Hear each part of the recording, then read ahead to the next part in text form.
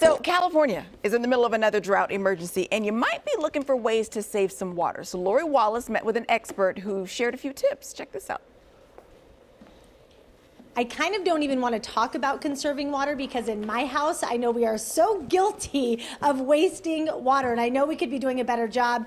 And so I have an expert here to talk to me a little bit about not only saving water, but also saving money by doing so. So I have Nick Camuso with Bonnie here this morning. Thanks so much for joining us. Sure. Hello. Hello. Okay, so we're starting in the kitchen. Of course, one of the spots where people could really make a difference. Yes, that's correct. So what you have here, you have just a basic dripping faucet. This is what we see all the time. This can waste, up to 5 gallons a day, that's a lot of water when you kind of add it up. It could be, up to $50 on your bill a month. So that's quite the savings. A simple drip like this, it's very easy to repair. So we definitely want to address that. Also, your fridge, that also has water going to it. So we want to make sure that that's water saving also if you're looking at buying a new fridge. And also your dishwasher. That's another one that uses a lot of water.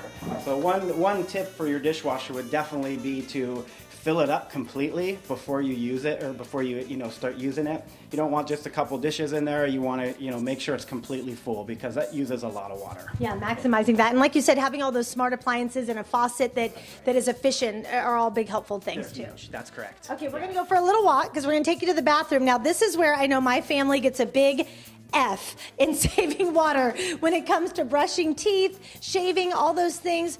The horrible habit, just letting the water run, and I know we're not alone in that. That's correct. Yes, that's correct.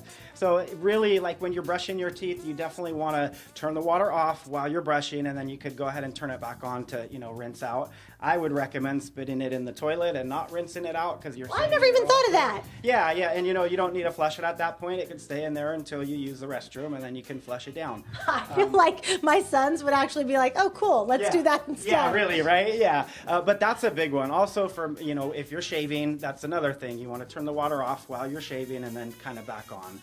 We've noticed a lot of people will just have it turned on and do their thing, and it's just running and running and running, and that will waste a lot of water. I mean, you're talking lots of gallons, 10 to 15 gallons a day, could even be more. And then you have your toilet. Your toilet is one of the biggest water losing appliances in your home, really. A flapper, just a basic leaking flapper, that can waste up to 500 gallons a day. That's a lot of water, like a lot of water. Yes. And that's just a basic flapper. So those are things that you can look out for and be aware of because they're really simple fixes, but they can cost a lot in the long run if you don't get them fixed. Being conscious, just saving you a lot of money in the long run. Good tips, Nick. Thank you so much with Bonnie Plumbing. Of course, you can follow them online, look them up, and get some of those tips as well there. But we'll link all their information up to our website. Guys, I have some adjustments to make at home. I'll send it back to you.